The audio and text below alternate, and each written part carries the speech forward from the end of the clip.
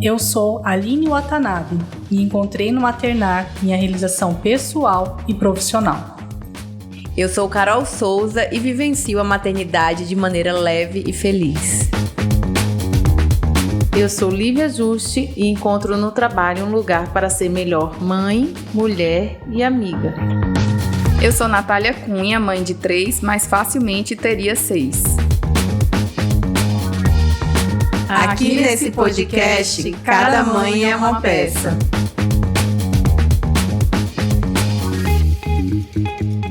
Chegou terça-feira, o dia mais esperado da semana, nosso podcast Trupe de Mãe, e a gente quer já aproveitar, convidar você a se inscrever no nosso canal no YouTube e já agradecer as histórias, os compartilhamentos, as sugestões. Então, se vocês gostam desse conteúdo, compartilha, se inscrevam no nosso canal, curta e vem com a gente para esse novo episódio. A vida tem seus percalços. Entre alegrias, risos e choros, tem suspiros e reticências. Tem o esquenta e esfria e a esperança do porvir. Tem a menina que se fez mulher e suas descobertas e decepções. Tem a Renata de Carvalho, mãe do João Vicente, aquela que se virou do avesso e se desdobra para ser sempre melhor do que já é. Nossa convidada sabe como ninguém se reinventar no meio da dor e veio para fazer o que faz de melhor: doar alegria, conhecimento e amor. Seja muito bem-vinda, Renatinha. Seja bem-vinda, Renata. É muito bom ter você aqui com a gente no nosso podcast Trupe de Mãe. E no episódio de hoje a gente quer conhecer um pouco dessa Renata Carvalho, a mãe do João Vicente. Conta um pouco pra gente da sua história. Boa tarde a todos que estão nos vendo e ouvindo. Eu sou Renata, uma jovem senhora de 40 anos. Trabalho o dia inteiro, estudo, voltei a estudar e sou mãe de João Vicente. O João Vicente hoje tem 5 anos e ele é uma criança atípica. Ele tem atraso neuropsicomotor e também tem o TEA, o transtorno do espectro autista.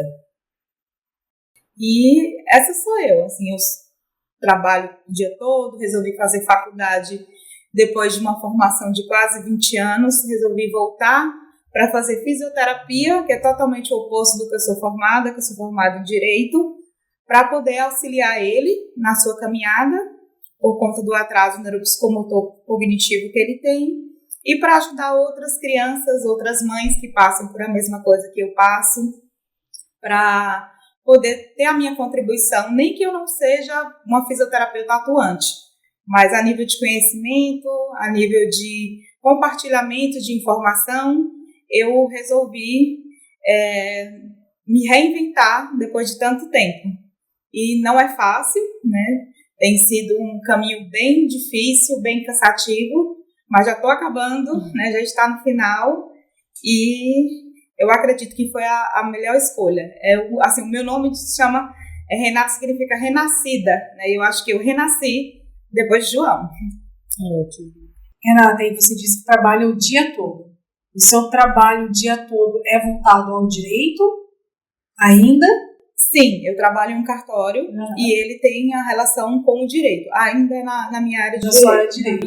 E a sua faculdade você faz em qual período? Eu faço à noite, no período noturno. Já está em que período? Estou no 8º semestre. Não, terminando, então. São 10. Estou quase. Na reta final. Na reta final. Ô Rê, conta pra gente então como é que foi isso, né? De você sair, de já ter feito uma formação, já ser atuante nessa formação, né?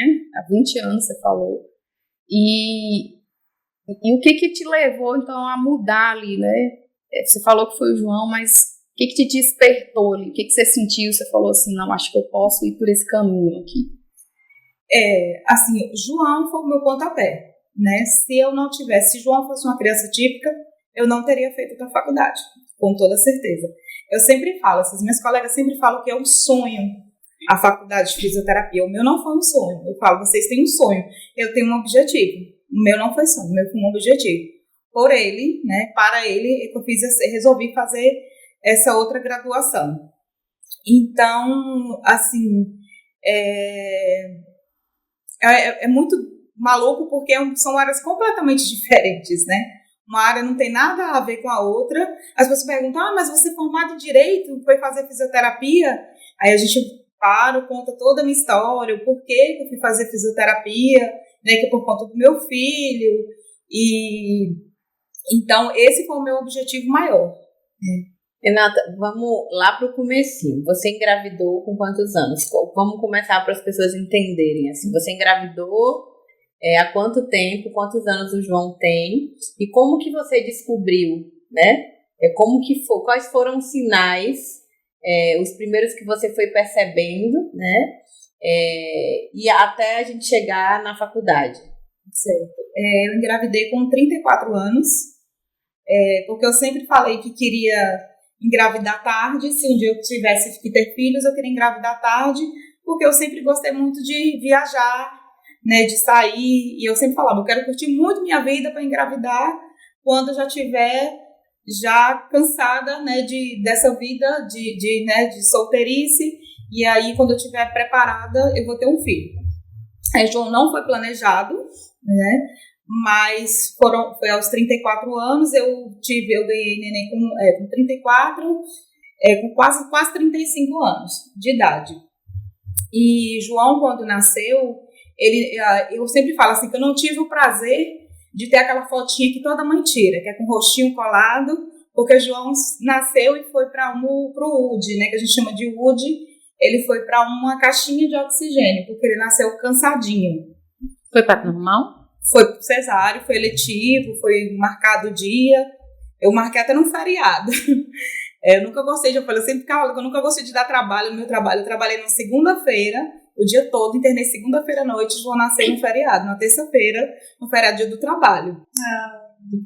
E aí, quando ele nasceu, ele já foi para o oxigênio, mas passou 2 horas no oxigênio, e depois ele foi para a sala normal, à tarde tomou mais 2 horas de oxigênio e pronto. Depois disso, levei uma vida normal, tivemos alta normalmente no período, né, de 48 horas, e fui para casa. A sua gestação foi tranquila também? Foi tranquila. Uma gestação tranquila. Assim, tranquila dentro do que eu já fazia, porque eu sempre tive uma vida muito corrida. Uhum. Eu sempre, né, meu pai trabalha até hoje, eu sempre levei meu pai para o trabalho, busquei, sempre resolvi as coisas de casa. Meu irmão saiu muito cedo de casa, então eu tive que ser a coluna da casa, né? Então, assim, essa responsabilidade de ir na feira, de ir no supermercado, de levar meu pai no trabalho, de buscar, até hoje sou eu que faço isso. Não foi uma gravidez conturbada. Foi dentro da agitação normal do que eu já fazia, das minhas tarefas normais. Então, não teve nenhum tipo de contratempo, pelo menos que eu me recorde, que tenha alguma ligação, né, com o que o João tem. E aí, depois a gente foi fazer as consultas normais de pediatra. Foi onde eu conheci a doutora Natália, porque ela era pediatra dele desde pequenininho. E a gente sempre indo. Quando deu 3 meses, eu fui na clínica da doutora Natália e falei, doutora Natália, meu filho é molinho. Ele não sustenta o pescoço. E eu tinha uma colega de trabalho que tinha um filho e ele tinha 3 semanas de diferença. Então, dela já fazia coisas que o meu não fazia. E a gente começa a comparar, né? Sim, sim. Aí eu falei, doutora Natália, meu filho é molinho, porque toda minha amiga lá do trabalho dele já sustenta o pescocinho, já levanta, e eu não acho que João faz isso. Mas isso é importante, porque normalmente a gente fala para não comparar certas coisas, né? A gente não deve mesmo comparar a personalidade, né? Assim, o jeitinho de ser. Mas, nesse caso, porque eu não me esqueço da primeira vez que vocês foram lá, né? Eu não esqueço. Eu lembro exatamente, estava te falando, eu lembro exatamente o que você falou. E claro que nesse sentido, eu acho que foi o que fez você te despertar uma intuição, né? Porque você nem tinha o conhecimento na época. Sim. Uma intuição, porque quando você foi lá, não foi por esse motivo, não sei se você lembra. Ele estava com alguma coisa, eu não me lembro também agora. Foi no hospital, no pronto-socorro. E você disse assim, quando a gente começou a conversar, você disse, meu filho tem 3 meses e é molinho. Eu acho ele molinho. Né? Então, você usou da intuição que você tem. E nesse caso, é isso que eu quero dizer, né? Que a comparação, o fato de você ver um bebê ali muito perto da idade do seu filho e entender, né, que tá diferente. Podia ser até uma coisa que não fosse ter esse desfecho, mas estava diferente. Por que eu estou falando isso? Porque é importante para as mães que estão nos vendo que esse tipo de olhar pode fazer diferença para um diagnóstico precoce, para uma intervenção precoce, entendeu? Então, eu acho que você teve uma sabedoria, porque você ainda não tinha o conhecimento, de olhar para o seu bebê, entender que ele não estava igual a um bebê da idade dele, e a sua intuição foi o que realmente ali na hora, né, numa consulta de pronto-socorro, que normalmente é mais rápida, não, a minha não, né, normalmente é mais rápida, mais ligeira, né, até porque é o perfil mesmo, você despertar essa curiosidade, né. Sim. Aí depois eu lembro também, assim, que a doutora Natália mediu o perímetro cefálico, e ele tinha um perímetro cefálico maior, né, do que as outras crianças, para a idade dele. Ele tinha 38 centímetros, 38 alguma coisa, e o normal é até, né, 37,5, salvo engano, né? E tem algumas exceções, mas no caso dele não era normal aquele perímetro cefálico. A curvinha sempre subia mais do que deveria. E aí a doutora Natália pediu um raio-x, uma ressonância, e eu fiz. Nessa ressonância deu que ele tinha uma ectasia no ventrículo lateral. O que é isso? Doutora Natália pode explicar melhor, mas é como se tivesse tido alguma falha, alguma coisa que já foi cicatrizado. Ectasia. Só que não é um diagnóstico específico, né? É como se fosse, vou colocar assim uma má formação, mas não é um diagnóstico, sabe? Não tem um diagnóstico.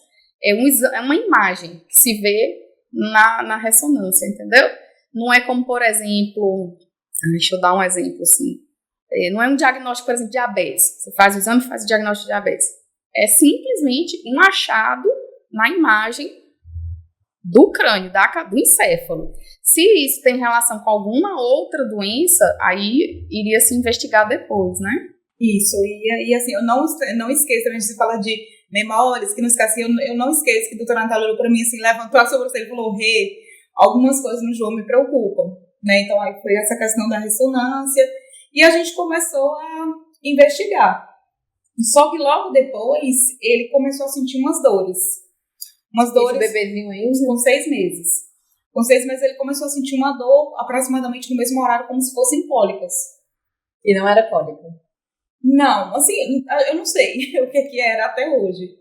E eu levei para o pronto-socorro, a doutora Natália estava lá no pronto-socorro, e ele passava o remédio, a dor passava, no outro dia a dor voltava, no outro dia a dor voltava, e aí a doutora Natália suspeitou de APLV, né, de alergia à proteína do leite de vaca.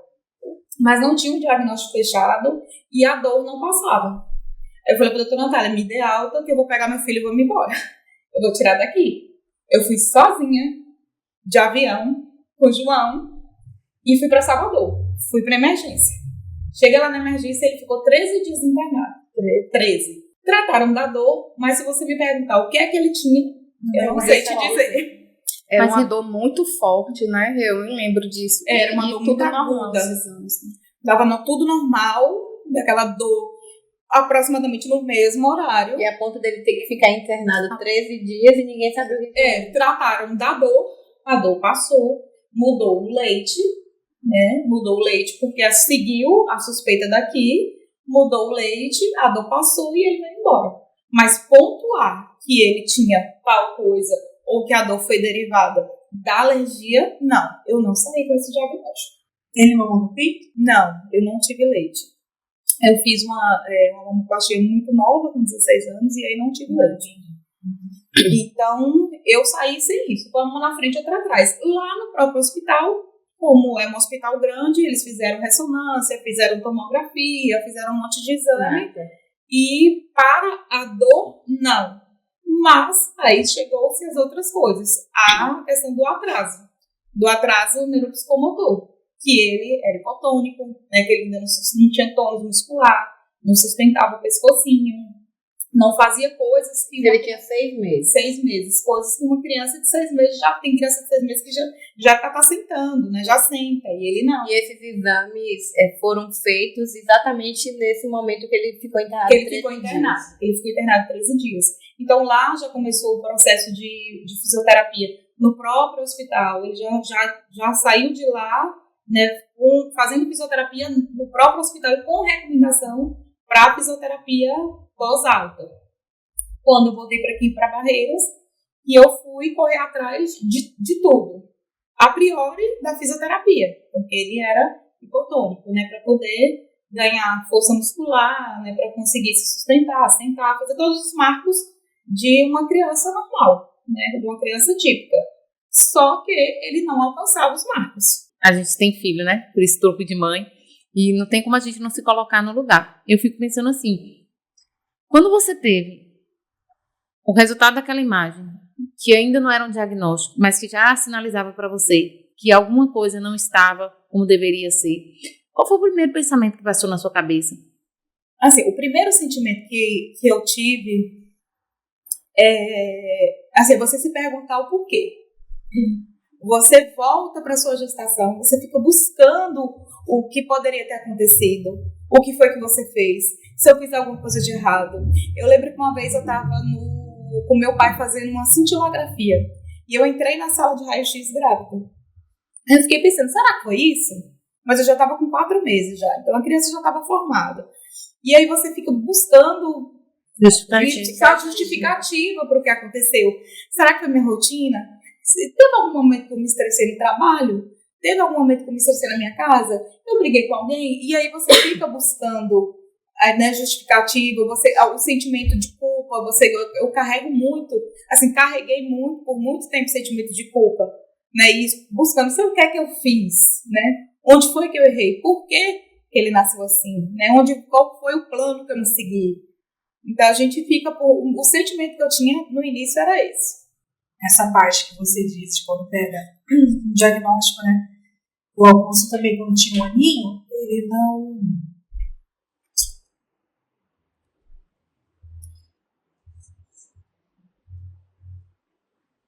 nunca falou. E ele fazia fisioterapia desde os 4 meses de idade, porque nasceu prematuro. Eu já falei isso aqui.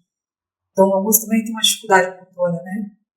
E quando a gente tinha 1 aninho, que ele também não era tão fininho para caminhar, a neuro pediu uma tomografia, uma ressonância, nós fizemos, e aí veio uma lesão branca, uma lesão na massa branca cerebral. E é isso que você diz, gente, se culpa.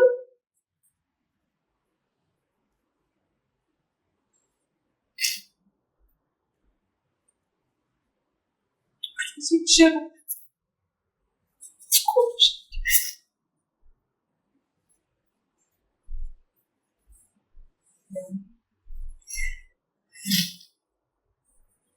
E a primeira coisa que você pensa é onde que eu errei, o que será que eu passei pro meu filho essa lesão? E ao mesmo tempo você quer a resposta para aquilo ser curado, para aquilo ser utilizado. Então, eu acredito que quando eu te perguntar por que você foi com essa fisioterapia, eu sinto que eu poderia ter feito mais pelo meu filho.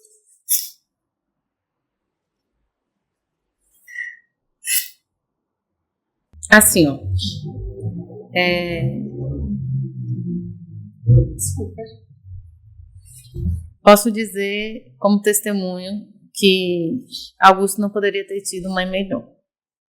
Sabe? Eu imagino que em algum momento da vida a gente sempre vai se perguntar que poderia ter feito algo diferente ou algo melhor pelo nosso filho. Isso faz parte do maternar, né? Dos caminhos, dos tropeços que os filhos vão levar e que a gente não quer que leve. Como mãe, a gente vai sempre se perguntar por que eu não estava ali o tempo suficiente para isso. Mas a gente precisa também, sabe, se consolar de algumas coisas e ter clareza de quem nós somos.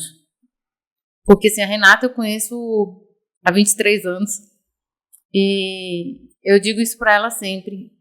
É uma mulher admirável. O João, eu acho que os filhos são presentes na vida da gente, mas existe algo maior do que isso. Porque, assim, parece que Deus escolhe as pessoas certas para presentear com determinados filhos. E o João não poderia ter mãe melhor que você, Renata. Assim, eu tenho uma admiração imensa por você. Eu já te digo isso constantemente. Constantemente, quando a gente vê o João ali nas redes sociais se desenvolvendo. A Aline do mesmo jeito. O zelo que você trata os seus filhos. Não só o Augusto, como Cuidado, a Lara. né? O carinho. A forma como você está sempre buscando as melhores opções, os melhores profissionais. Então, aquiete seu coração na certeza de que eles não poderiam ter mães melhores. E não é fácil. Quando a gente pensou em você, Renata, e eu e Nath, né, dissemos, a gente vai trazer uma pessoa que é uma inspiração.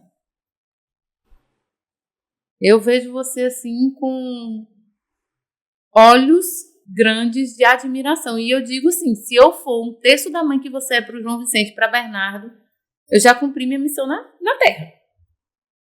Porque não é só o doar por doar, sabe? Não é só o amar. Você consegue fazer com que a vida do João seja alegre, seja leve. Você é aquela mãe que diz, vai lá. Não deu certo, por quê? Bora, anda. Você não limita seu filho, você não coloca ele naquela condição de coitado, de que pena, de que você não pode alcançar. O que eu vejo de você é sempre quero o melhor de você e buscando fazer isso e cobrando dele. Bora, você pode mais. E ele responde a isso o tempo todo.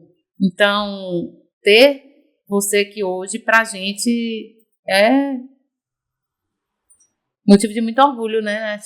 Meninas? Isso é verdade.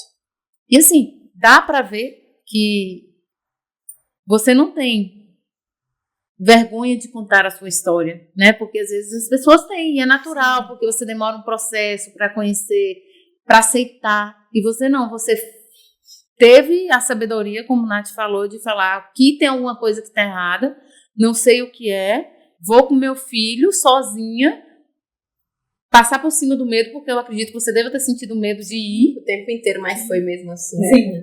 E falar, não, vamos correr atrás do que tem que fazer. E o quanto também o objetivo desse podcast é poder fazer com que outras mães que de repente passem a mesma coisa que você esteja passando, né?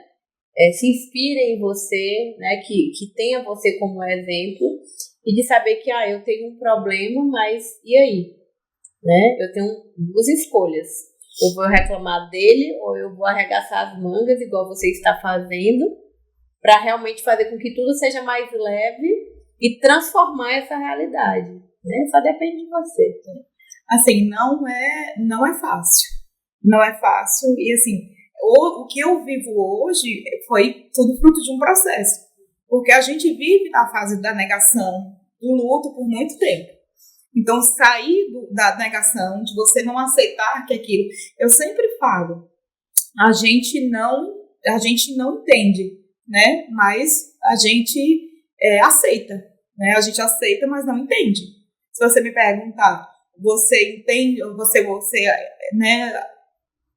se conforma assim? Não. Você queria ter... Quem não quer ter seu filho típico? Né? Quem não quer ter seu filho normal? Ontem eu estava falando para minha mãe que a maternidade atípica ela é um pouco cruel, porque ela te isola.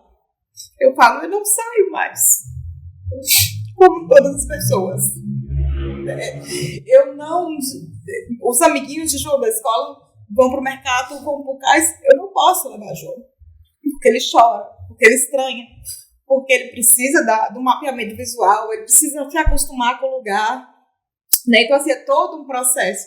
Para eu viajar, que eu viajo, mas foi depois dos 4 anos que eu falei para minha mãe, eu preciso me permitir sair, né, desse mundo fechado, porque senão vai enlouquecer. E aí eu passei a fazer pequenas viagens, sábado, domingo, para poder eu conseguir respirar um pouco. Mas deixo tudo por escrito, até a mamadeira, a quantidade de água, de leite, tudo deixa escrito. E você fica naquela preocupação, meu Deus, se alguma coisa aconteceu, eu não tô lá. né? Eu falo, a pastinha dele, o documento, plano de saúde, a carteirinha, tá tudo em tal lugar, tá tudo de tal jeito. O pai dele que me ajuda nessas questões, que dá a janta, que leva nas terapias, porque eu não tenho tempo, porque eu trabalho o dia inteiro. Ele é que me dizendo, olha, ele comeu bem, ele tá ótimo. No ano passado eu resolvi fazer uma viagem internacional. E no outro dia, quando eu cheguei, eu fiquei sabendo isso quando eu voltei, mas no outro dia, quando eu cheguei, ele teve febre. Então ele foi parar no pronto-socorro. Não te contaram para não estragar a sua viagem, porque né? você está do outro lado do mundo. Como é que ela vai fazer para voltar? Vamos tentar ver se está tudo sob controle. Então, e aí ficou tudo sob controle. Só foram 2 dias, foi uma febre emocional. O médico disse, porque eu fiquei longe, eu nunca havia ficado longe, fico agora que eu me permito, mas assim, parece que ele sentiu que eu estaria muito longe, que eu não iria voltar com 2 dias, igual eu tenho o costume de voltar, né? Eu passei 1 semana fora, ele ficou 1 semana longe de mim. Então, assim, essa parte tem gente, tem um preconceito, tem os olhares. Hoje a gente fala muito, né, em capacitismo, né, a palavra aí do momento, né, então, mas é uma verdade, né, as pessoas olham com um olhar diferente, as pessoas julgam, elas não vêm até você perguntar o que ele tem, porque se todo mundo viesse me perguntar o que ele tinha, eu diria assim, as necessidades dele, porque eu mesma não sei o que o João tem.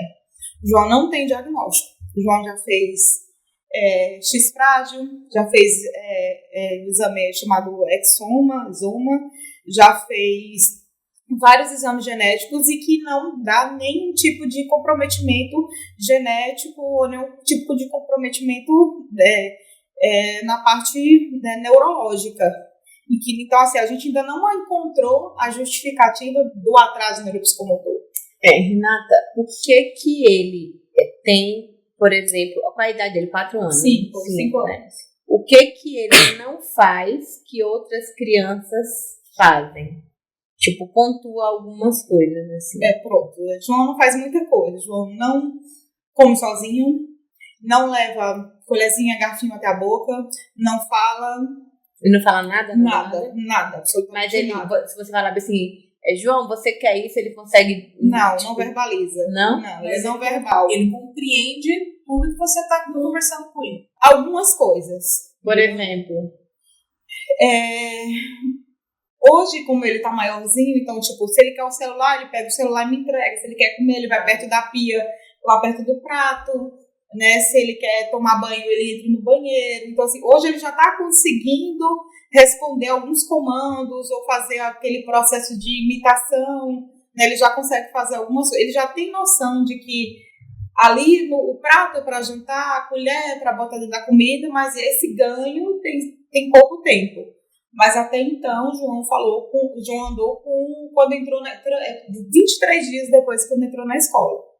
Ele tinha quase 4 anos, quando ele começou a andar. Mas hoje ele anda, né? Anda com dificuldade, ele tem dificuldade na marcha ainda, mas anda. E por que não se chega, Nath, em um diagnóstico? Quais seriam as possibilidades de diagnóstico dentro do que se consegue identificar? Então, assim, as causas, às vezes acontece da gente não ter o diagnóstico da causa, porque, primeiro, especificamente no caso do João, né, não tem nada específico que nos chame a atenção para o diagnóstico. E, às vezes, o atraso em si, só o atraso, ele é multifatorial. Então, às vezes, eu posso falar assim, e às vezes eu uso isso até para tirar a culpa da mãe, porque a mãe fala, será que eu fiquei muito estressada? Será que é a minha idade? Será que... Não tem como, né, a gente saber. Às vezes é um quebra-cabecinha que a gente vai montando um monte de peça ali e tem esse desfecho, né? Por exemplo, né, existem algumas condições de doença, vou dar um exemplo aqui só para vocês entenderem. Existem o citomegalovírus, né, que é um vírus, que quando a mulher tem na gestação e não é tratada, aí a gente pode ter um bebê com uma infecção congênita, essa infecção que o bebê nasce por citomegalovírus, que tem uma lesão específica na tomografia, uma calcificação que a gente chama periventricular, e que o bebê pode ter atraso de desenvolvimento neuropsicomotor. Entendeu como é diferente? Então, tem uma sequência de coisas. Eu vou no pré-natal tem lá o citomegalovírus, aí eu faço a tomografia e tem... Mas no caso dele, essa ectasia é uma coisa muito inespecífica, né? Então... Mas o que se precisa para se fechar um diagnóstico? É isso que eu estou dizendo, que na verdade eu ia dizer agora. E existem situações dentro da medicina que a gente não vai ter diagnóstico. Não vai ter. Isso talvez seja o que mais machuca, né?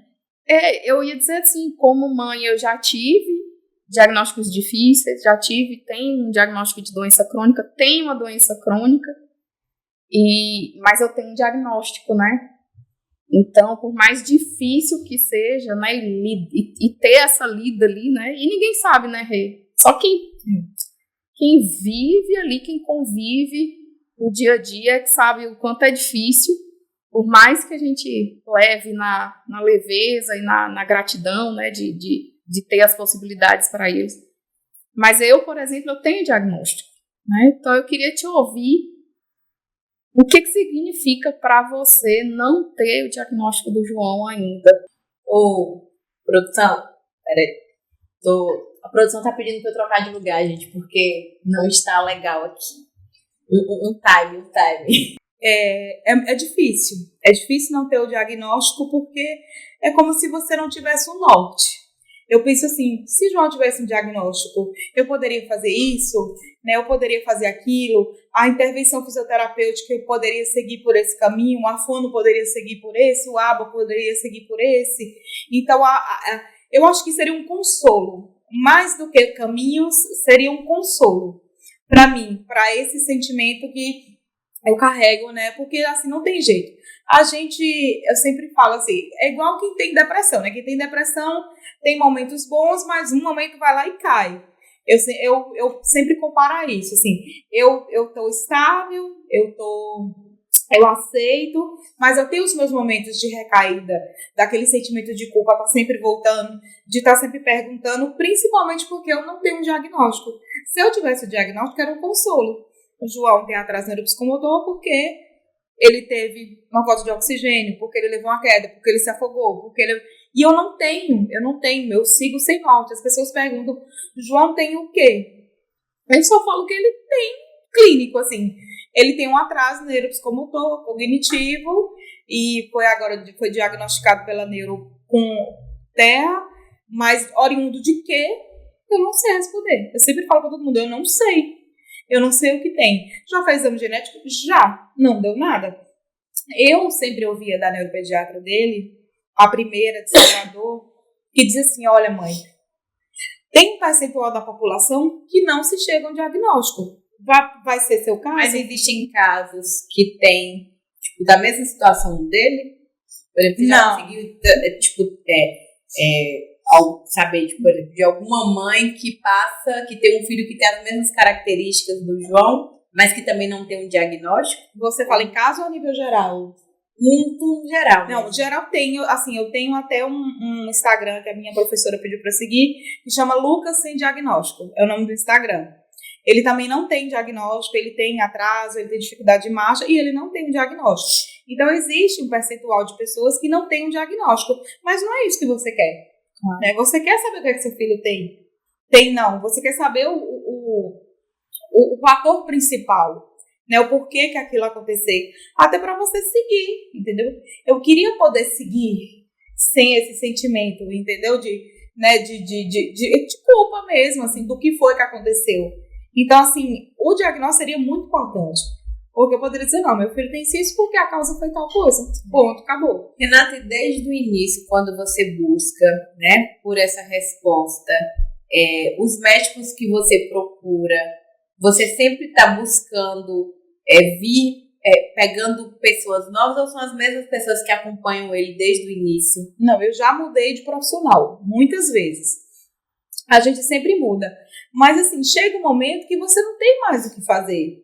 Assim, eu desconheço. É sempre a mesma resposta de todos. De todos, assim, perguntam para mim o que ele tem, sugerem profissionais, sugerem exames, mas os exames que são sugeridos, que são feitos, não se chega a um denominador comum. Então, assim, chega um momento que a gente também cansa. Então, assim, eu prefiro lutar para que ele tenha uma qualidade de vida, para que ele consiga alcançar os marcos, Autonomia. para que ele consiga ter independência, do que ficar dando murro em ponta O de que faca, você acha sabe? que dentro dessa evolução, né, desde ali dos 6 meses de idade até hoje, nos 5 aninhos, do que trouxeram para você, para que você pudesse colocar em prática? O que você viu diferença durante essa evolução? O que você pôde perceber? Não, depois que eu fiz isso, eu percebi que ele evoluiu, né, que ele hoje já tem uma independência maior. Foi o que te levou a essa independência que ele tem hoje? Você consegue identificar o quê? Assim, o atraso, ele assim, tudo que a criança alcança é muito, assim, eu sempre falo que são grãozinhos de arroz. É tudo muito demorado. É tudo muito difícil, assim. Então, e como o João, ele faz... São multi-atividades, são atividades multidisciplinares, então eu não posso atribuir isso a um só profissional. Foi o combo, o conjunto, porque ele sempre fez tudo em conjunto. Então, assim, a fisioterapia ajudou na evolução do andar, a terapeuta ocupacional ajudou na motricidade fina, a fono está ajudando a desenvolver a fala, o psicólogo está ajudando, o que hoje ele faz o ABA, né, que está bem falado aqui, nos meios. Então, ele tem ganhado autonomia, mas é tudo muito pequenininho, tudo muito devagar. Hoje você já viu uma evolução, por mais lenta que seja, mas algum médico fala assim, não, quando ele tiver ali seus 10 anos, ou se continuar evoluindo, por mais lento que esteja evoluindo, se continuar evoluindo, você pode chegar a ver uma independência maior ou a ver uma melhora disso? Nenhum médico vai me dar essa resposta. Não. Por questões até eu acho, de responsabilidade mesmo médica. Porque ninguém consegue mensurar como é que ele vai ser, o que é que ele vai ser, qual tipo de ganho ele vai ser. Porque isso vai depender não só do profissional, vai depender dele. Eu não sei se hoje ele está com 5 anos, eu não sei se daqui a 5 anos se ele vai ter mais alguma coisa, ou se vai descobrir alguma coisa, se a gente vai achar o diagnóstico, se vai continuar a mesma coisa. Então, nenhum médico me falou isso, e eu acredito que nenhum médico vai me falar por questões mesmo eu falo de responsabilidade médica, de não dar para a mãe uma falsa esperança. Você falou que meu filho ia andar, e meu filho não andou, prometeu um resultado e não teve. Você falou que meu filho ia falar, ele não falou. Como que é a rotina dele?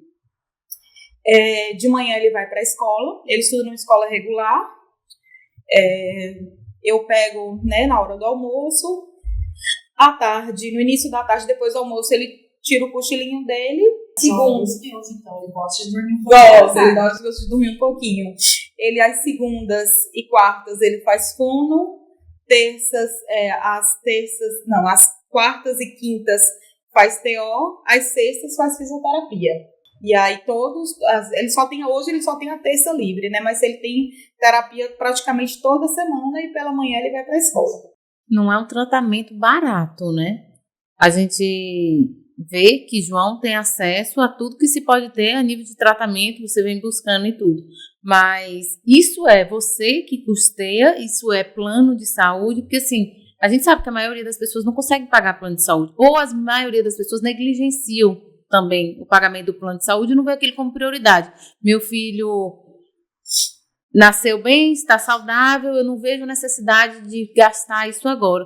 E é importante, né, Nath, trazer essa abordagem, porque assim, eu mesma, em casa, eu e Oliver não tínhamos plano de saúde e a gente falava nada, a gente é tudo saudável, vamos gastar com isso não, vamos fazer a viagem, depois a gente vai. Com a chegada de Bernardo, isso foi lá em casa uma prioridade, né, a gente falou assim, vai ter que fazer, vamos abrir mão de outras coisas e priorizar isso. E vendo você falar, eu fico pensando assim, em quão caro, que a gente não pode ignorar essa realidade financeira, é manter o tratamento de uma criança que precisa desses cuidados especiais. Sim. João tem plano de saúde. Eu pago o plano de saúde desde antes de saber que ele teria alguma coisa. Porque eu sou assim, igual você, eu sempre priorizei o plano de saúde. Eu sempre falo pra minha mãe, eu morro de medo de morrer à míngua, de morrer sem um tratamento, de ter alguma coisa, de ter que fazer uma cirurgia, um tratamento, alguma coisa, e não ter recurso, porque a gente sabe como as coisas pelo SUS são difíceis. Entendeu? Tanto que a gente tem muitas crianças com deficiência que elas não se desenvolvem porque não têm acesso. Entendeu? Assim, não tem acesso. Por mais que, né, nós somos um país que somos o único que tem um sistema único de saúde, mas assim, é tudo muito difícil, é tudo muito lento, passam meses numa fila para conseguir uma fono, uma físio, até conseguir, vai uma vez na semana, não é suficiente, daqui a pouco muda a gestão de município, né, e aquela coisa. Mas no caso de João, ele tem um plano de saúde, o plano de saúde dele ele não tem profissionais credenciados aqui na cidade, mas existe um procedimento que ela chama de garantia de atendimento. Eu mando o orçamento para o plano de saúde, informo que na minha cidade não tem o prestador de serviço, eles pagam para o prestador de serviço que eu quero fazer o tratamento, e aí a gente faz. É como se fosse um particular do plano. Uhum. Porque é quase, se eu fosse para gastar, seriam quase 40 mil reais mensais de tratamento. Porque só o ABA é quase 30 mil reais por mês que o plano paga. Então tem TO, que é quase 3 mil, tem físico, que é quase 10 mil, tem fono, que é 10 mil, entendeu? Cada protocolo. Então é tudo muito caro. Então ele tem plano de saúde. Eu sempre falo, eu deixo de comer para pagar o plano de saúde. É a única coisa que eu não abro mão. E medicação? Ele faz uso de alguma medicação? Não, medicação ele não faz uso. Mas as terapias mesmo. Ele, a última vez agora que foi a Brasília, a médica até passou uma medicação para ele diminuir um pouco as estereotipias, mas assim, João ficou muito sonolento, muito, porque ele não é uma criança agressiva. Ele não é aquele tipo de criança que morde o outro, porque tem crianças autistas que se autoagridem, que agridem um colega, né, então que tem esses comportamentos mais agressivos. Não, ele é super tranquilinho, ele só é chorão, ele chora por tudo, por todos, por todo lugar, ele é muito chorão, mas ele não agride. Então eu achei que ele ficou muito, ele dormia na cadeira. Eu achei por melhor, se não tá fazendo bem, tirar. E ele tá super bem, ficou super bem, e eu tirei a medicação. Então hoje ele não toma nenhuma medicação. Renata, quando você teve o João, você morava com a sua família ou você teve que morar por causa de João? Não, eu sempre morei com a minha família. Eu nunca saí de casa. Eu sempre. Então sua rede de apoio sempre foi preservada, né? Sempre foi preservada. E aí, pelas contas, né, que você falou que o João tem 5 anos, você está no 8º período do curso de fisioterapia. Então você ingressou no curso de fisioterapia, ele tendo aproximadamente 1 aninho. Isso, porque não tinha fisioterapia noturno. Era só diurno. E eu não tinha condição de fazer fisioterapia Você trabalhava porque eu trabalhava durante o dia. Quando saiu fisioterapia noturna, ele falou, olha, fica atento que vai sair vários cursos de saúde para a noite, para o pessoal da noite.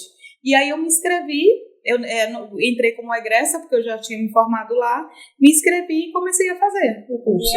E esse interesse pela fisioterapia, você já disse, né, foi por conta do João. De repente, se ele não tivesse vindo, né, sendo um bebê ativo, de repente você não faria. Mas quando que despertou, assim, vou fazer fisioterapia? Porque eu vou usar essa palavra sacrifício, num sentido figurativo, mas que também não deixa de ser verdadeiro, porque você vai deixar uma criança pequena, mesmo tendo uma rede de apoio, trabalha o dia todo, para um período da noite, tá indo lá, de tempo, é um sacrifício, sim, né? Então, quando que te deu essa virada de chave para dizer assim, não, eu vou fazer fisioterapia?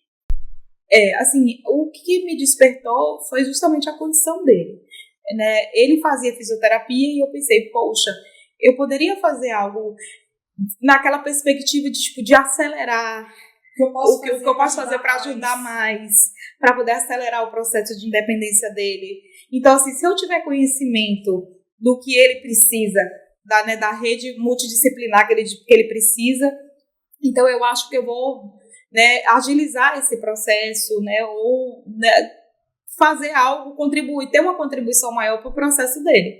Foi aí que me despertou a questão da fisioterapia.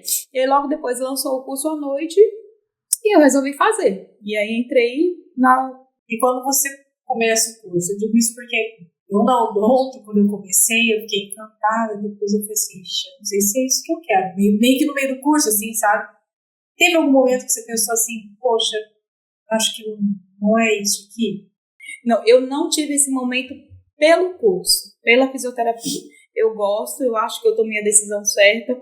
O que por muitas vezes me fez pensar em desistir foi o cansaço.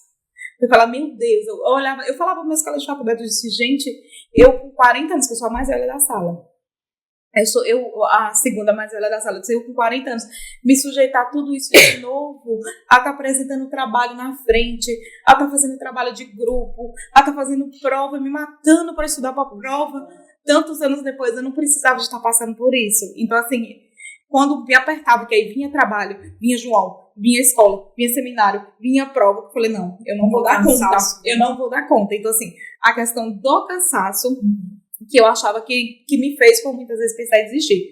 Mas o curso, não. Cada dia que passava, eu tinha certeza de que eu tinha feito a escolha certa. E no dia a dia, você vê que você consegue ajudar mais o seu filho? Hoje, eu ainda não consigo ajudá-lo por questões de tempo. Porque ficou pior. Porque eu trabalho o dia inteiro, chego em casa, tomo banho e vou pra faculdade. Quando eu volto, ele já tá dormindo. Então, assim, ficou pior. Mas, assim, você ter noção do que você pode fazer, você ter entendimento de como esse processo funciona, de como aquilo funciona, então eu acho que eu vou conseguir ajudar ele ou outras pessoas. Porque, assim, se você me perguntar, eu entrei por causa de João. Mas eu não sei se eu vou seguir na fisioterapia neurofuncional. Não sei. Se eu te disser, eu estou mentindo. Eu não sei se esse vai ser o caminho. João veio para um objetivo maior. As pessoas falam assim, não, João veio porque era para ser seu.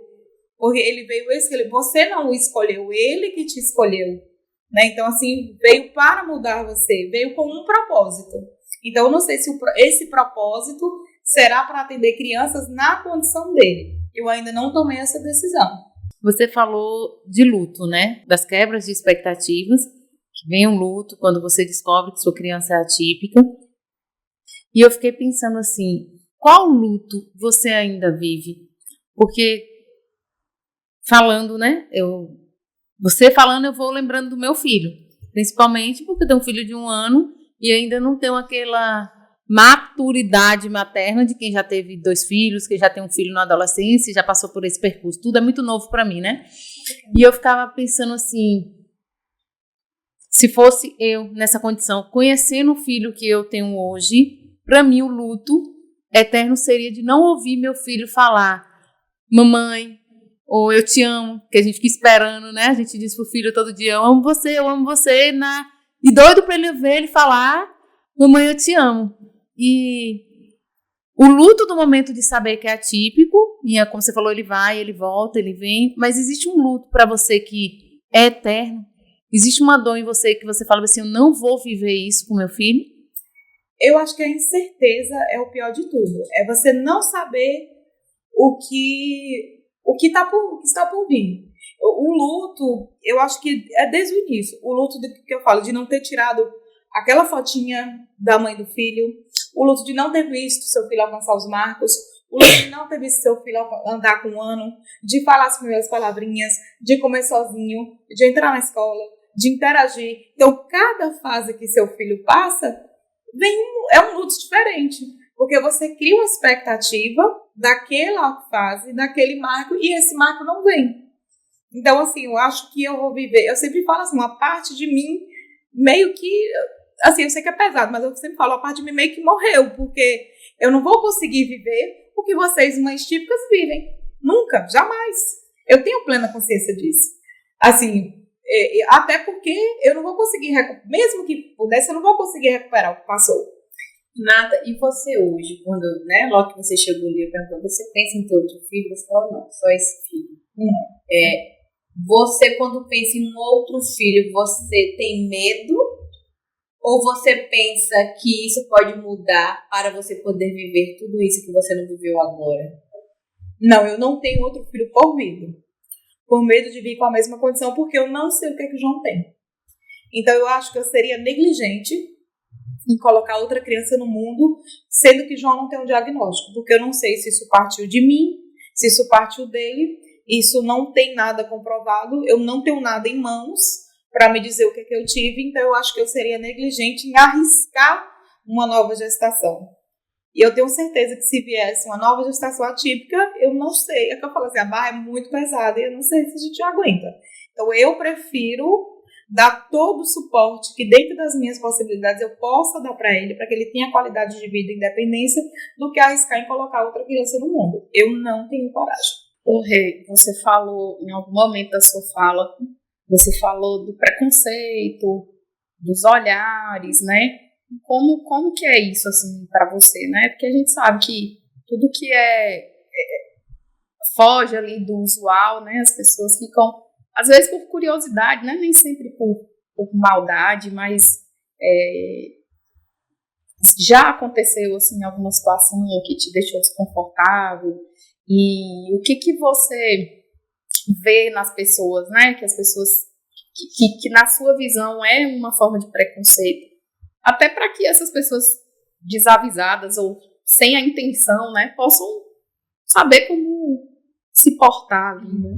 Eu acho que a nível de pessoas, eu nunca passei nenhum tipo de constrangimento assim, direto, né? Se aconteceu, eu não percebi. Uhum. Mas, assim, existem pequenos fatores.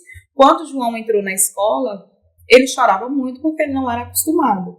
Então, uma estratégia que eu estava percebendo é que elas colocavam ele para dormir na sala de aula, e quando ele se agitava muito, eu chorava muito. E eu fui na escola. Porque se é uma escola inclusiva, por que coloca o meu filho para dormir porque ele atrapalha outras crianças? Então, isso não é inclusão. Eles estão excluindo, entendeu, de uma maneira simpática, o meu filho. E eu fui bater na escola. Falei, não, eu não aceito que coloque meu filho para dormir. Ele veio para a escola, eu falei, se ele fosse para dormir, ele dormia na minha casa. Eu não precisava de trazer ele para cá. E como que você ficou sabendo disso? Tipo, porque todo dia chegava marcado na agenda dele. Dormiu. E eu fui na escola e falei, meu filho não dorme em casa. Ele não tira esses cochilinhos em casa. Ele tem uma rotina cravada. Por que ele dorme aqui? Entendeu? Então, e depois isso mudou. Ele não dorme mais na escola. E como foi a adaptação? Quando você viu que ele estava adaptado? Ele não demorou muito, não, de adaptar. Eu achei até que ia ser mais doloroso e tudo, mas assim, elas foram super gentis. Falou, Renata, vai, pode ir embora, porque se tiver qualquer coisa, a gente te liga. Ele chorava no início, mas assim, menos de um mês, João já estava tudo super adaptado. Ele tem uma protetora, a Bel, que quando ele chega, ela corre e vem buscar ele. Ela o tempo inteiro com ele. Ela é bem pequenininha, porque o João é grande para a idade dele. E ela é bem pequenininha, e ela bota ele no colo, ela beija ele o tempo inteiro. E ela tá com o braço quebrado, e agora ele, essa semana, fala, Renata, a Bel tá com o braço quebrado. Você acredita que o João fez carinho nela? Porque ele sempre empurrou ela. E essa semana, ele acho que sentiu falta e ele que tá fazendo carinho nela, porque ela tá com o braço quebrado. Mas, enfim, não foi muito difícil a adaptação. Foi mais, assim, a adaptação minha nessas questões de lutar pela questão. Eu sempre falo que quando eu terminar de estudar, eu quero ser mais presente, eu quero ser mais ativa nessas questões, porque eu ainda não sou, porque eu ainda não tenho tempo. E assim, sabe o que eu acho interessante? É que quando você decidiu fazer uma outra faculdade, né, sabendo da importância, né, que ele teria, né, na idade dele, de ter pessoas, né, ele precisa de pessoas que estejam com ele, mas a importância também de você ter coragem, principalmente de ter atitude de pensar a longo prazo. Porque toda vez que a gente pensa, eu gostaria tanto hoje de fazer tal coisa. Mas vai demorar 5 anos de novo para ter uma nova formação, né? E de repente você deixar passar, né, o que você deixa de viver hoje para estar presente no seu filho, porque você sabe que lá na frente ele vai precisar de você e que esse caminho é muito mais importante do que você se apegar em detalhes que hoje, se você não se permitisse viver isso, então é muito interessante isso, meu amor, o que é uma mãe, assim, né? Você sabe que eu terminei indo fazer especialização de gastro por causa do Zé Neto também, né? Porque eu queria fazer pneu ou endócrino, pede, né? Eram as duas subespecialidades que eu pensava, né, em fazer, eu adorava pneu. E aí, quando o Zé Neto teve a intercorrência, quando ele nasceu, e ele tinha a possibilidade de ficar com o que a gente chama de síndrome do intestino curto, né? O intestino não crescer, e aí tem um monte de complicação. E eu me vi meio perdida, assim, sabe? O que eu tenho que fazer? O que eu tenho que fazer para o Zé Neto engordar e crescer? Aí eu falei, pois eu vou prestar a prova. Aí fiz gastro, né? Mas eu me lembro que quando eu chegava lá e as pessoas, nossa, o que você tá fazendo aqui, né? Assim, você é de Barreiras, não sei o quê. E aí, meu filho, a maioria falava assim pra mim, que você deixou seus 2 filhos lá? Que eu ia todo final de semana. Toda sexta eu voltava, todo domingo eu voltava. Toda sexta, gente, eu não sei como eu aguentei. Quanto tempo de curso? A residência são 2 anos. E aí, sabe? Sim, e aí as pessoas falavam pra mim assim, né? Nossa, eu nunca faria isso. Eu jamais faria, sabe? E hoje eu acho que eu não faria de novo, sabe? Me arrependo, mas não faria de novo. Tenho certeza disso. Só que hoje é como a Carol falou, né? Eu tive uma visão lá. Claro, eu queria estudar por causa dele. Eu queria saber o que fazer com ele também. Mas hoje eu posso estar mais com eles por causa disso. Eu sempre falo isso na minha casa também, que um dos motivos também da minha escolha é conseguir ter qualidade de tempo que hoje eu não tenho para João. Eu não tenho. Então, assim, eu preciso de ter uma atividade que eu consiga ter uma autonomia de tempo. Exatamente. Hoje eu vou fechar minha agenda porque eu vou acompanhar o meu filho na terapia.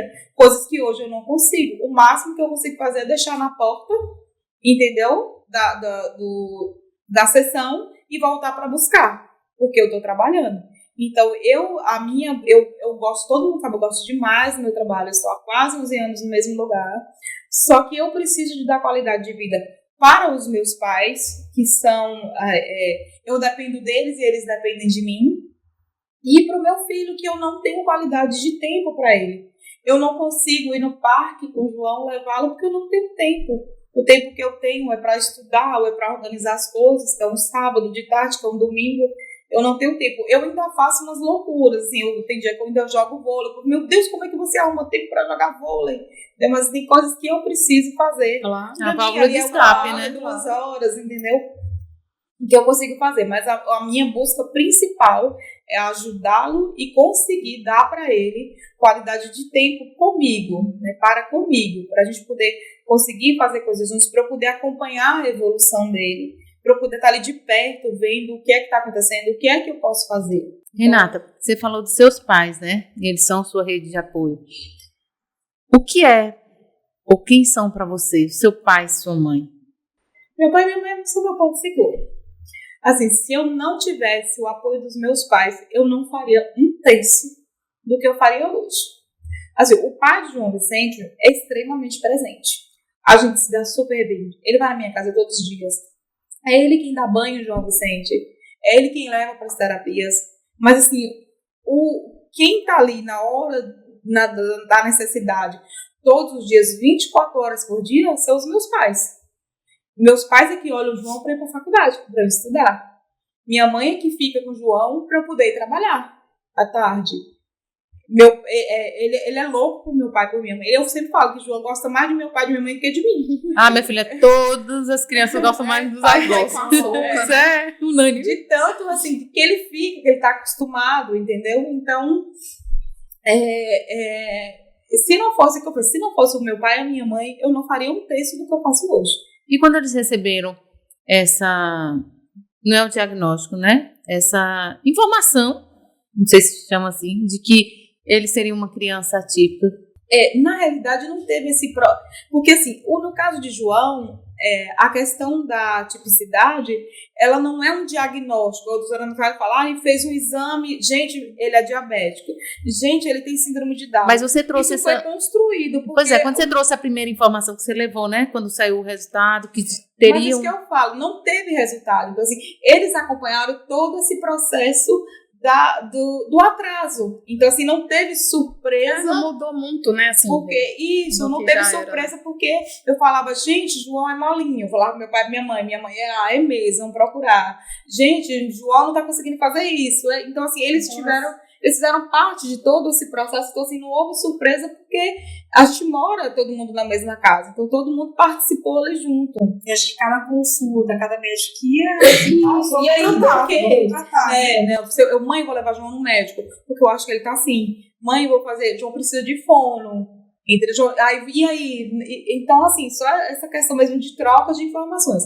Mas surpresa por ter alguma coisa, não, porque não teve diagnóstico, não foi algo, uma doença, que eu falo, que atrás do neuropsicomotor, ele não... Mas essa conversa familiar sobre a condição dele, saber que isso iria se perpetuar sem os desdobramentos claros de como seria, chegou a ter em casa? Assim, eu sempre falo para eles assim, que eu tenho muito receio, assim, eu não tenho medo da morte. Mas assim, eu sempre falo assim, que eu tenho medo de como eu vou deixar João. Com quem eu vou deixar? Em que condição ele vai estar? Entendeu? Se os meus pais falecerem, o que é que eu vou fazer? Porque eles são minha rede de apoio. Então, assim, são essas coisas que permeiam os meus pensamentos. Mas eu não tenho, assim, como mensurar, sabe? Renata, o que te move, assim? O que diariamente você... O que você faz para você poder trabalhar, assim, para você, tipo, seguir? Tipo, é difícil, né? A gente pode tentar imaginar, mas a gente não chega perto de imaginar de fato o que você passa. Você faz terapia? Tipo, o que você consegue com você mesma ali no seu momento, a Renata com a Renata, fortalecer para que você consiga viver um dia de cada vez, né, de todo esse peso que você leva, que você carrega com você? Sinceramente, eu acho que eu ainda não tenho esse tempo para mim. Eu já fiz terapia alguns meses atrás, mas assim, não foi algo que eu me encaixei. E aí eu desisti. Como se aquilo fosse menos importante e tivessem outras coisas mais importantes. Ou que não tivesse solução, assim, que aquilo ali não me desse o conforto que eu precisava. Sabe, eu ia pra terapia, desabafava, mas assim, não, gente, não, tipo assim, não é isso, não me aliviava, não é isso que eu preciso para descansar minha mente. E assim, eu ainda não sei, assim, o que é que eu preciso fazer. Eu não tenho ainda esse momento, a Renata com a Renata. O momento tá com a Renata, eu acho que é só dentro do banheiro. Ele fala, por que você fica dentro do banheiro? Meu pai, meu Deus, tem 2 horas que essa menina tá dentro do banheiro. Porque eu acho que é um lugar ali que eu fico sozinha. Eu sempre gostei muito de escrever, muito, a vida inteira. Tanto que eu tenho coleção de canetas. Mas, então, assim... Ela é das nossas. Ela é da nova. Super. E tem a letra perfeita, viu? Porque isso eu já não tive esse dom. A letra dela, a letra de desenho mesmo, que você ficou babando. Ela me deu um presente uma vez que eu nunca esqueço. Nunca mais. Você postou? Foi uma caixa cheia de papelaria. Eu morri. Então, eu gosto muito de escrever, de desabafar, deixo ali o tempo, depois vou lá e rasgo. Escrevo, eu tenho meu caderninho lá que fica dentro da minha gaveta. Você escreveu um diário pra João? Não, eu não escrevi um diário para João. Ainda não. Não despertei, é uma boa ideia, mas eu ainda não fiz. É uma boa ideia, mas eu ainda não fiz. Então, assim, esse momento... hoje é o que eu falo, hoje eu tenho alguns escapes. Hoje eu já, como ele tá maiorzinho, hoje eu já consigo viajar, passar uns 2 dias fora, 3 dias fora, conseguir passar uma semana. Então, assim, eu consigo ter alguns escapes. Mas, assim, são coisas demoradas, assim, eu faço isso a cada 4 meses, a cada 6 meses, mas a rotina aqui em si não me dá tempo de ter um momento de dedicar para mim. Ainda não. Mas você tem um sonho? Meu sonho hoje, assim, na idade que hoje eu tô... Olá! Me poupe, né? Porque eu sou uma jovem, mas tendo a mesma idade, eu sou super jovem. Não vem com aquele negócio de idade. Materialmente, eu não tenho desejo nenhum. Assim, pra mim, eu só quero ter saúde pra eu conseguir viver, né? Porque a gente sem saúde não consegue fazer nada. Não adianta ter nenhuma outra coisa se você não tem saúde.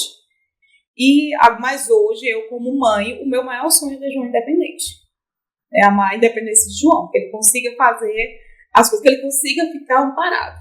Eu queria ter o poder de ver o futuro e saber como é que ele vai ficar. Ele ficar amparado, porque o meu maior medo é João ficar desamparado. É não ter com quem ficar. Eu já falei com meu irmão e padrinho dele, que, por favor, que se um dia acontecer alguma coisa comigo, que pegue o João pra ele, que não deixe o João desamparado. Porque ele precisa de ter alguém. E eu não sei É uma coisa até que quando nunca vai saber. Nunca. Né? Essa incerteza, assim, ela massacra a gente, porque a gente não sabe o que é que vai ser, como ele vai ser, né? Então, é um pouco cruel, né, essa incerteza. Porque você sabe, se hoje sua filha é uma filha típica, sua filha andou na idade certa, falou na idade certa, você, mesmo assim, você tem medo do futuro, você tem suas incertezas. É isso, né? A gente, toda mãe tem, já pensa no futuro. Isso, será o que é que vai ser? Será o que é que ela vai ser? Será como é que vai ser daqui a tantos anos? Eu queria muito ter a certeza de que ele vai ser uma pessoa independente, que ele vai conseguir fazer tudo que uma pessoa, ou pelo menos adaptar ao que as crianças típicas fazem. Renata, sem falsa modéstia, quando você olha para você, vendo toda a sua trajetória, onde você chegou, a mãe que você é, quando você olha para João, você pensa assim, poxa, eu sou a mãe, melhor mãe que você poderia ter. O que você pensa? Porque assim, eu digo isso assim, sem falsa modéstia, sabe?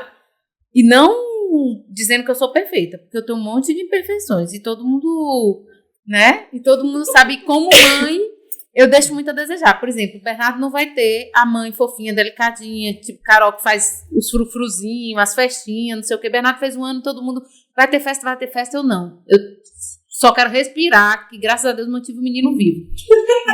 Porque não é fácil, né? Eu sei que isso ele não vai ter, mas independente dele, que ele não tem essas coisas, ele tem várias outras coisas. Eu digo pra ele todos os dias, você tem a melhor mãe do mundo.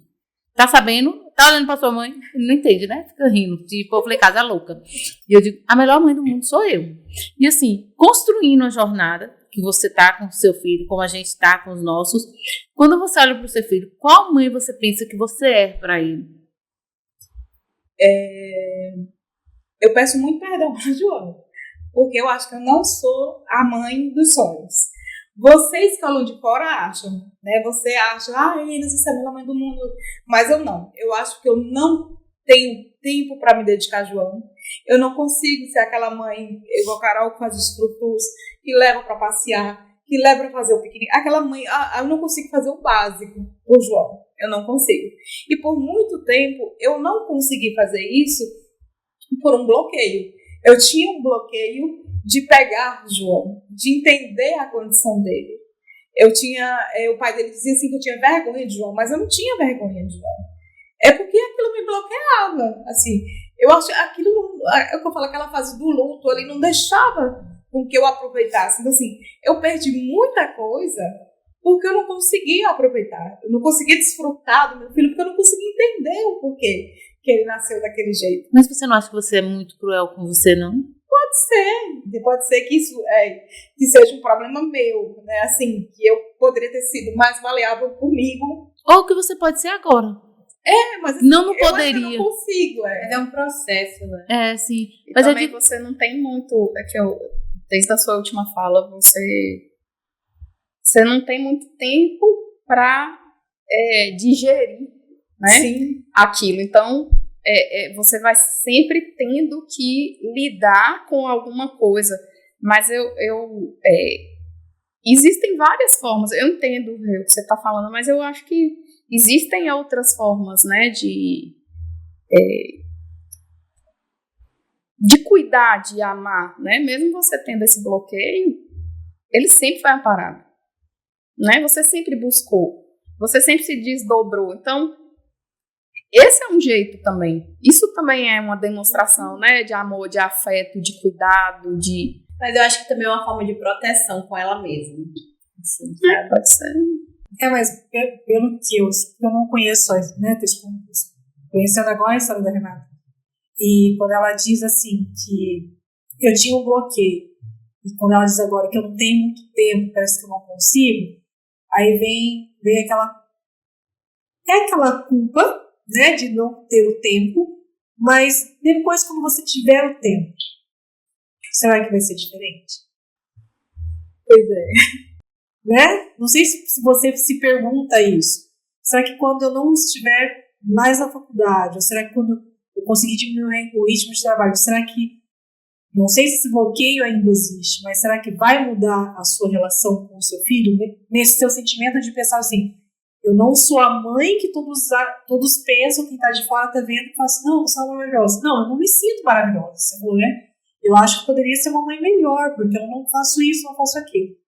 Mas quando te sobrar um pouquinho mais de tempo, você acha que isso vai mudar? Esse sentimento vai mudar? Ou essa realidade muda? Eu acho que vai mudar, porque algumas coisas mudaram.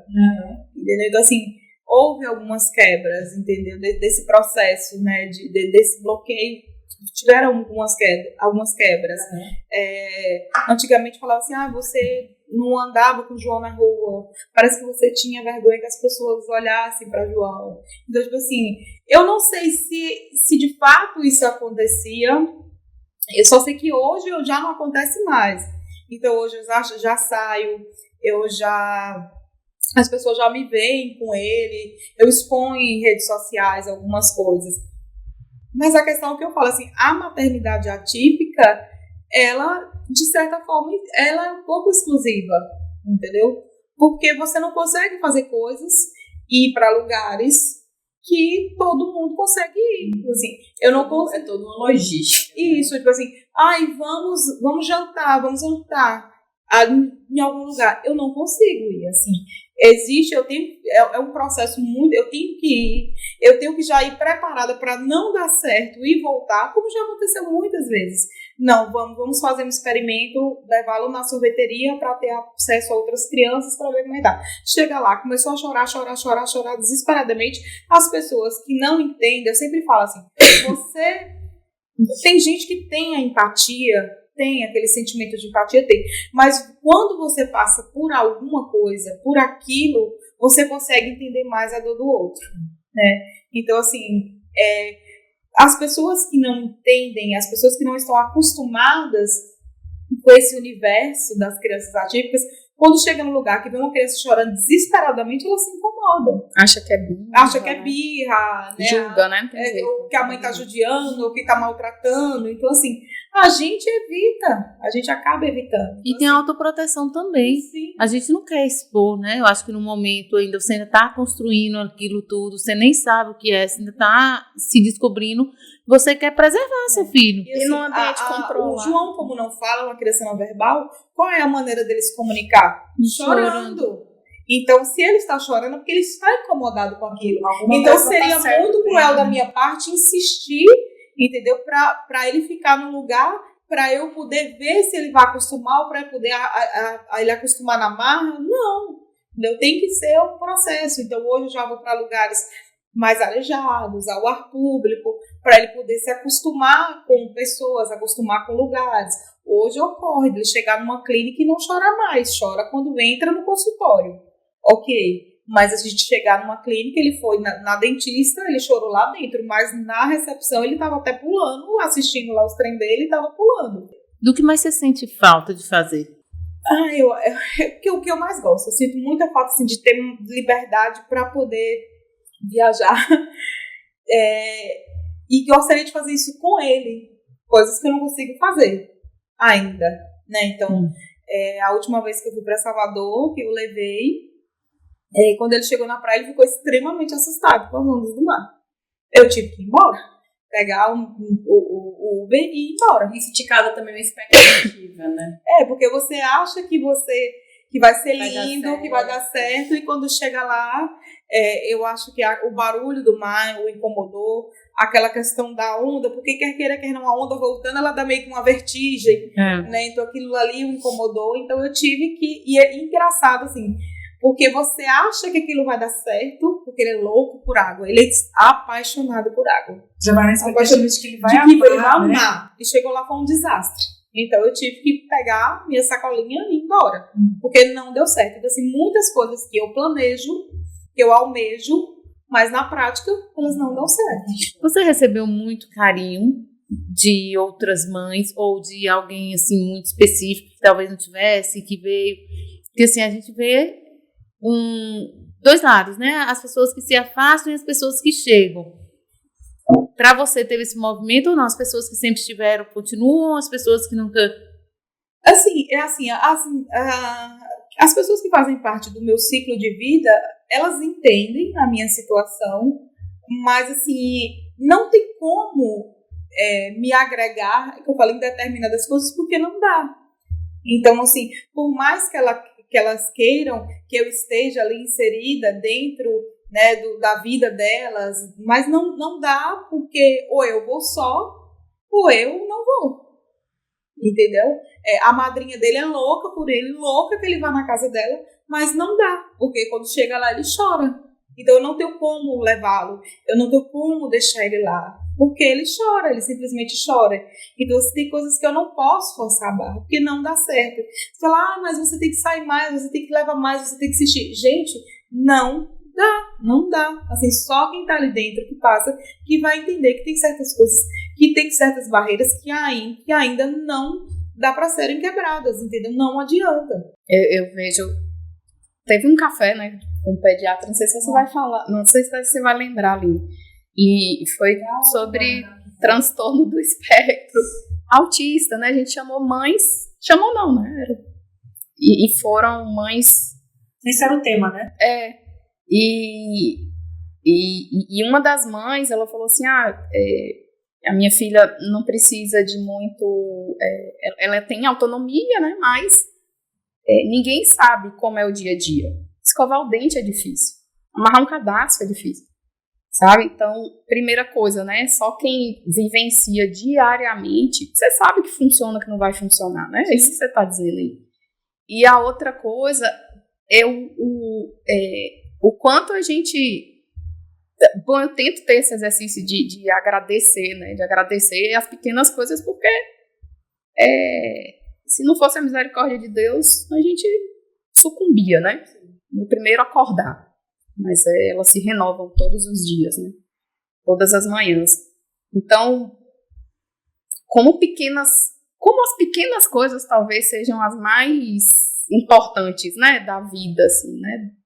E uma outra fala que eu me lembro, que me chamou a atenção, foi de uma mãe que disse assim, o filho dela tem síndrome de Down e autismo, né? E ela disse, eu vejo vocês falando assim, eu não sei se foi nesse, de chama mãe o tempo inteiro. A única coisa que eu queria era que meu filho me chamasse, né, de mãe, e a preocupação dela da autonomia, né? De se eu faltar, quem estará ali, né, por eles. Então, eu sempre converso muito isso com minha mãe, assim. Eu acho que, independente do atraso, né, dessas dificuldades do João, ser mãe atípica não é para qualquer um, sabe, Rê?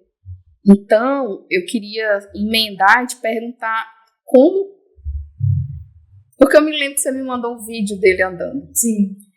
Eu lembro que eu chorei, assim, que eu não acreditei. Assim, não foi de não acreditar que seria possível, mas porque eu vi ele com 3 meses, né? Quando ele andou a primeira vez, meu pai me ligou desesperado. E quando meu pai me ligou, achei que tinha acontecido alguma outra coisa. Renata, João andou. Foi nesse tom, nesse grito. Eu estava no trabalho. Eu desabei.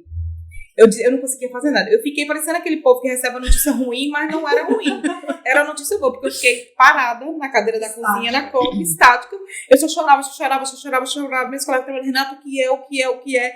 E eu lá em estado de choque, chorando, até conseguir abrir a boca e dizer, não, gente, é porque João andou. Entendeu? Então, assim... Aí todo mundo começa a chorar com você também. Então, foram, assim, os primeiros passinhos.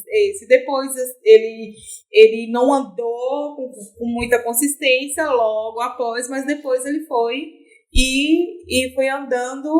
Aí depois, quando ele entrou na escola, que ele andou sozinho, né? Definitivamente sozinho. Tanto que eu tenho um vídeo que eu publiquei, que eu levei ele na Lapa. Eu vi, meu Deus do céu. Na gruta da Lapa, para ele entrar sozinho. Andando na Lapa, que eu falei assim, que eu iria na Lapa se ele andasse. E depois eu falei pra Deus, eu falei, olha, se meu filho falar, depois eu vou na igreja do Céu do Bom Fim.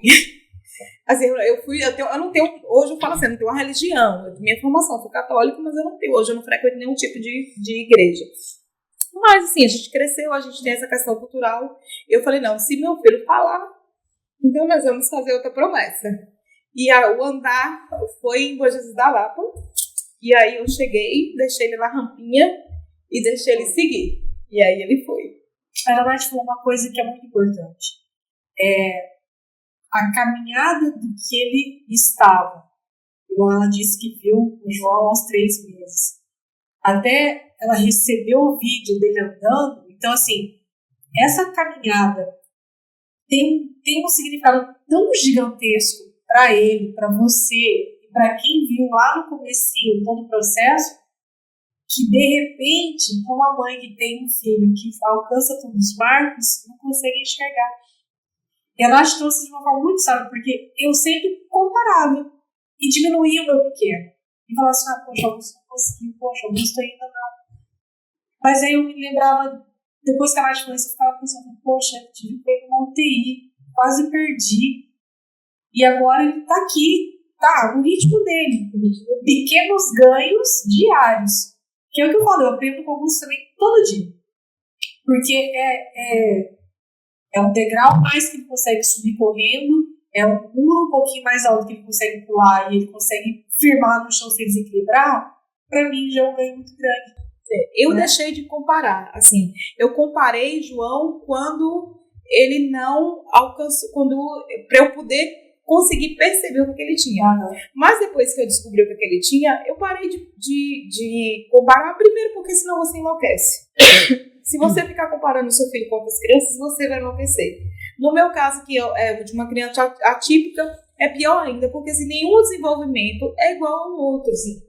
Então, o que a gente tem que pedir a gente assim, é comemorar, porque assim, tudo pra gente que é mãe de criança atípica ou de criança que teve alguma dificuldade, qualquer coisinha é tudo muito grandioso. Exatamente. Então, assim, você conseguir pegar no garfo, conseguir... Tipo assim, eu já sonhei várias vezes com o João falando. Muitas vezes. E no seu sonho ele fala o quê? Mamãe? Sempre a mesma fala, mamãe. Eu gritava, dizia, meu Deus, João falando. Eu já sonhei isso várias vezes. Minha mãe já sonhou, o pai dele já sonhou. Ele fala, entendeu? Então, assim, a gente fica em busca, assim, pequenas coisas são grandiosas, porque é tudo muito pequeno, porque é tudo muito demorado. Então, assim, a gente aprende a dar valor aos pequenos grãozinhos, né? Porque aquilo ali tem um valor enorme para quem não passa por isso, né? Para quem passa por esses momentos de dificuldade, sabe o quão é grandioso você alcançar uma coisa pequena que seja. Que não é pequena, né? É isso que eu falo. Quando eu fiz uma pós, né, em cuidados do transtorno do espectro autista, e a gente acaba tendo contato com muita mãe neuroatípica, inclusive fazendo a pós. E muitos casos, né? Muitas histórias. Eu acho que a coisa que eu mais aprendi foi essa. Do quão nada é pequeno, sabe? Nada é pequeno. E eu digo mais, eu acho que todo mundo devia ser meio atípico, assim, uma mãe atípica. Você entende o que eu quero dizer? A gente deve olhar nossos filhos assim. Porque é mesmo uma bênção, um milagre, né? Aquele serzinho se desenvolvendo e todos os ganhos, independente das dificuldades, né? Eu acho que toda mãe tinha que ter um olhar, um coração neuroatípico nesse sentido. Assim, e depois que você também, depois que você passa a ver outras pessoas que têm um problema tão grande quanto o seu, ou até maior, quando eu fui na Lapa, no Jesus da Lapa nesse dia, tinha uma mãe também com uma criança com TEA, que ele estava com aquela cordinha de mola amarrado nela e nele, e ele rolava no chão, que enrolou na corda dele, que estava machucando, e ela ficava, Pedro, o nome dele era Pedro, você está se machucando, ele rolando naquele chão quente daquela gruta, e a mãe tentando desenrolar, e eu agachei e fui tentar desenrolar essa corda com essa criança, e João sentadinho do lado da minha mãe, quietinho, vendo o celular. Aí eu falei assim, a gente ainda reclama, né? A gente ainda tem assim, a petulância de reclamar da condição da gente, sendo que se você olhar para o lado, você nunca vai querer trocar o seu lugar com o do outro. Nunca. Se pergunte e fala assim, eu quero trocar minha vida com o fulano. Não, você não quer trocar sua vida com ninguém. Você carrega ali os seus percalços do jeitinho que ele é. Então, quando eu vi aquilo, a minha amiga falou, Renata, você tá vendo? E às vezes a gente ainda reclama. E de fato, assim, a gente tem que parar mais para olhar o outro, para olhar para o lado, para olhar que tem pessoas que estão numa situação muito mais difícil do que a nossa.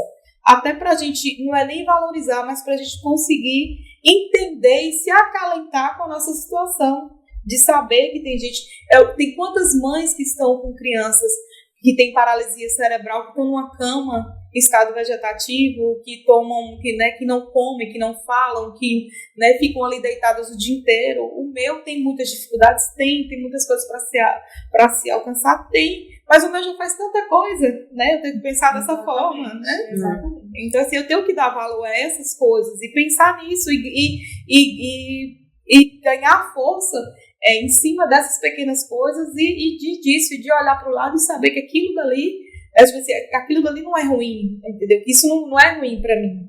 Eu queria aproveitar a sua fala e só fazer uma colocação, assim, acho que para todos.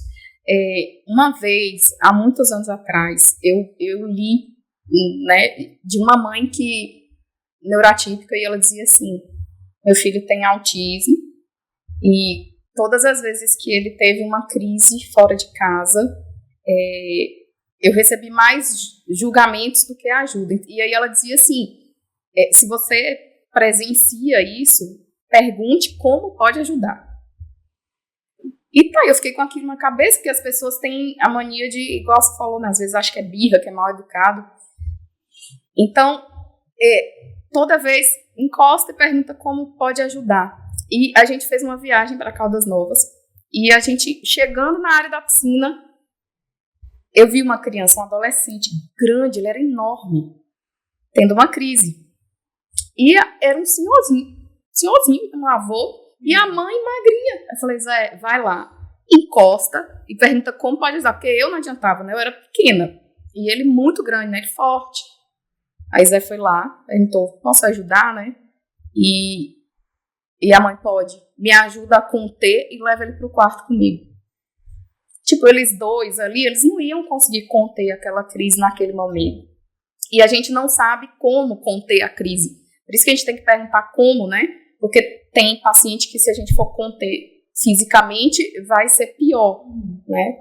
Então, isso eu levo pra vida, assim.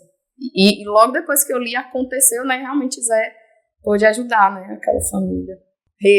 É porque a gente tem um quadro aqui que se chama Rapidinha. E aí a gente fala uma palavra pra você e você responde com uma palavra. Tipo, Rapidamente. rapidinho. Beleza? Posso começar? Minha vida, Fisioterapia. meu objetivo. Renata. Uma guerreira. Fé. Renovo todos os dias. Uma esperança. Autonomia visual. Dor. A incerteza.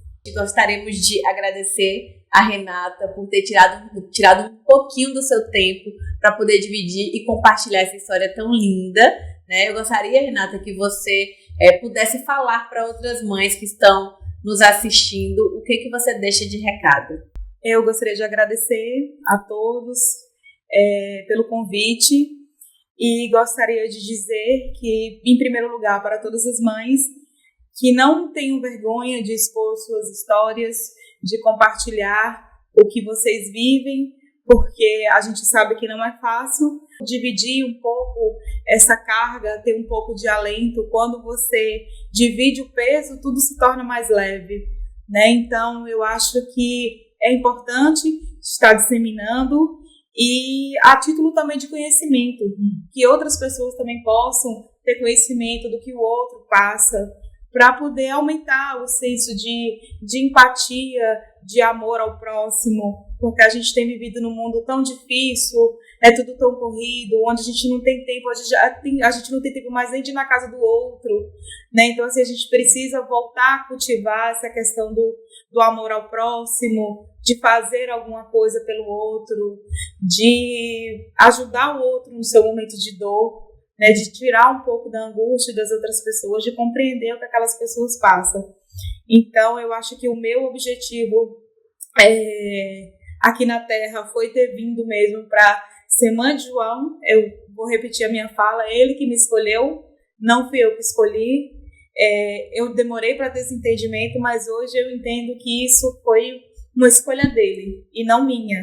Ele me escolheu para ser mãe e eu estou aqui para fazer o que eu puder, o que tiver ao meu alcance, de amor, de financeiro, de atividades, de tudo, por ele eu vou fazer.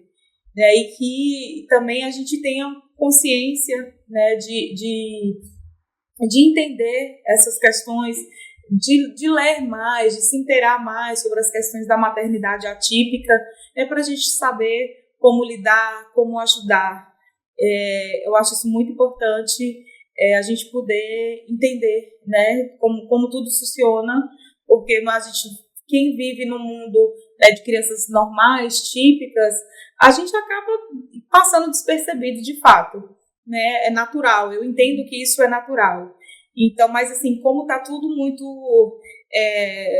muito evidente, né? A mídia social está divulgando muito, está tudo muito, né, mais aberto, né? Então, eu acho que o momento é agora de começar a falar, de começar a se inteirar, né, para a gente saber como lidar, como agir, o que fazer. Né? Então, assim, eu encerro minha fala dizendo que eu tenho muito orgulho de ser a mãe de João. Não que eu não me sinto a melhor mãe do mundo, mas eu faço o que eu posso e continuarei fazendo por ele, né, para ele, o que eu puder, o que estiver ao meu alcance. Se ele conseguir, se ele tiver entendimento, se um dia ele conseguir ouvir esse podcast, ouvir o que eu tenho a falar, eu tenho certeza que ele vai saber que tudo que eu fiz por ele. E como é a melhor mãe do mundo? Não sei. Okay. Aproveitando também para agradecer todos os nossos patrocinadores, né? Sem eles não estaríamos aqui. A Look Story, que é responsável por todos os nossos looks maravilhosos. Williane Alves, que é responsável por toda essa make, essa produção de todo o episódio ali, ó, de lei, né, meninas? A Encaixe Versátil por todos esses móveis, a Casa Tua por todos esses adornos, né? O Eduardo Lima, que foi o responsável por toda essa ilustração, né? Que tem a nossa cara, a cara do podcast Trupe de Mãe. E a Doçura, que é responsável por todas essas delícias aqui no estúdio, nosso famoso chocolate quente. E toda semana com cardápio topíssimo aqui, né? Nos deixando babando com tantas delícias. E é isso, gente. Um beijo e até o próximo episódio. Porque nesse podcast, cada mãe é uma peça.